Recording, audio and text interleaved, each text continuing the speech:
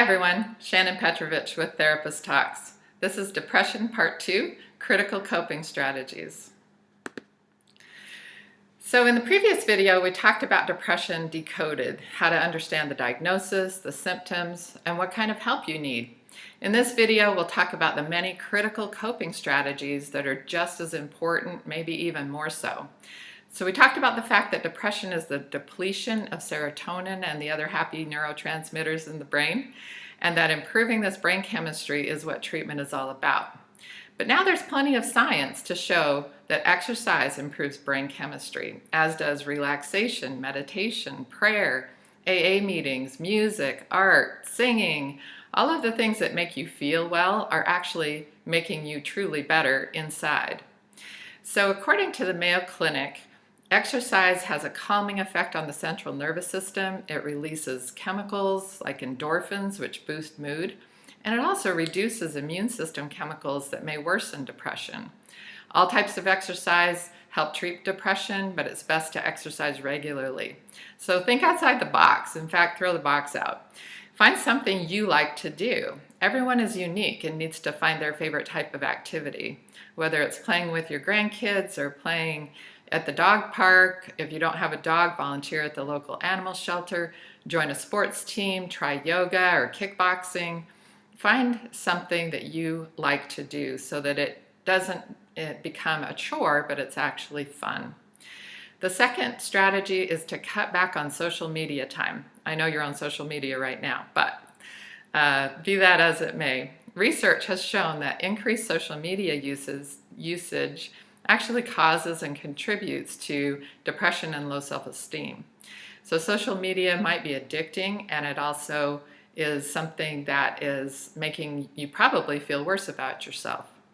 So deleting your social apps from your phone so that you're not checking into it too often, really monitoring your social media time, getting outdoors. Refer back to my video on JOMO, the joy of missing out. That sometimes when you're too hooked into that social media presence, you're actually making yourself feel worse. Building strong relationships is strategy number 3. Having a strong support system and an active social life is really important for our mental health. And research has shown that that social support actually protects against depression. So make sure that you're connecting with friends and family, not just by text. Go to social events when you can, things that are really, really helpful to you. Things that, again, that make you feel better are helping you actually internally. Simplify. So it's really interesting, but don't you just love all the tiny houses and minimalism shows? I know I do. And when we downsized a few years ago and got rid of 80% of our belongings, I know I haven't missed a thing, and it made us feel a lot better. So researchers now think that having too many choices and too much busyness in our lives is really adding to depression. There's a book called The Paradox of Choice that shows that when we're faced with too many choices, it actually makes us feel worse, that we pressure ourselves to make the wrong or right choice, and we kind of freak ourselves out too much. So simplify things, minimize, purge the clutter, learn to make quicker decisions and reduce the decisions you'll have to make during the week by planning things out, prepping ahead of time for meals, and sort of letting go of some of that stress. Number 5 is overall reducing stress and managing stress. So you need to avoid overcommitting to things, learn to say no without feeling guilty. Learn some sort of practice, whether it's prayer or mindfulness or meditation, and learn to let things go that you can't control. Get the right amount of sleep. So sleeping too much or too little, as we said, is a part of depression. And part of getting out of depression is to sleep enough, but not oversleep. Not looking at screens for 2 hours before bed will help you sleep better. Prayer and meditation before bed, reading a good book or a thought for the day, and making sure that you avoid caffeine after noon. Number 8 is staying away from toxic people. If you go back to my boundaries videos, you might get some more clues on this. But we've all met that person who just makes us feel badly about ourselves, and sometimes it's really important just to disconnect from that person. or at least set boundaries and see if they can adjust. So stay away from people who feel worse about yourself. Cut those people out of your life or set some boundaries. If someone spreads rumors or talks badly about the person who left the room, they're likely to do the same about you. So again, go back to those videos on boundaries if you want some more hints on these dynamics. Number 9, think nourishment, not diet. In my mind, diet is a 4-letter word, and we need to think about consuming a healthy nutrition diet. A blast of nutrition first thing in the morning is what gets me going. A big smoothie with a big handful of spinach and cilantro and berries and different things like that. So eating balanced meals with lean protein, lots of fruits and vegetables, reducing sugar and unhealthy fats.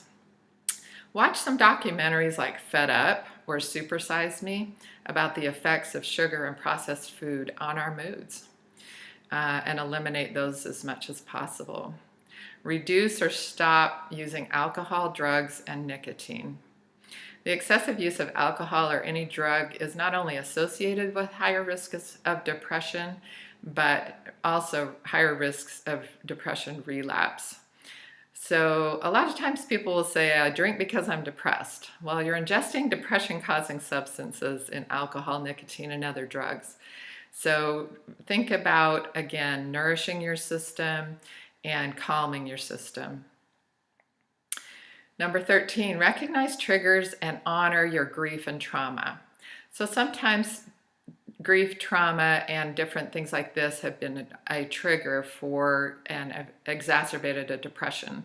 But also anniversaries of those griefs can be very traumatizing and re-traumatizing. So make sure that you let people know that you need help and support during those times. Know when that time is coming up and what it will entail. Make plans to honor that, but also to support yourself through that in ways that are really healthy. Number 14, notice your thoughts. Are they negative, self-deprecating? Make sure that you go back and listen to the video on cognitive behavioral therapy. It's very true that our thoughts drive our emotions, and feelings are not facts, they're just feelings. They're the stories in our heads, and they keep us in the deep dark instead of helping us up and out. Maintain your treatment plan. If you do go through and get medications, make sure that you stay on them long enough. Studies show that if you start an antidepressant medication, you need to be on it at least 6 months, ideally a year. And those who stopped before 6 months, even if they felt better at the time, relapsed into a worse depression and had a harder time digging out of it. So make sure that you have maintenance visits with your therapist and consistently practice the coping strategies that you've been taught. If you have any chronic medical conditions, make sure that you're following up with that. And read other prescription medication side effects carefully. A lot of times other medications are contributing to that. Talk to your doctor about that. The problem is, so now I've given you all these strategies. The problem is that when we're depressed, we least want to do these things. And so getting started is the biggest challenge. Ask a friend to help hold you accountable, to take you to the gym, to help you structure a healthier lifestyle, to take you to church, a meeting, a musical event. And don't undervalue the benefits of these things. Like I said, at each step of this coping strategies video, there is science behind all of this. In summary, optimize your brain chemistry through all of the above strategies. Help someone you love with depression to get started on these strategies. Again, the hotline number is 800-273-8255. Seek help through your insurance provider or community mental health services. And remember, depression is an illness. Do everything you can to get and stay well. You are worth it. If you appreciated this video, hit like and subscribe, and leave comments or suggestions for future videos in the comments section. Thanks for listening, and I'll talk to you again soon.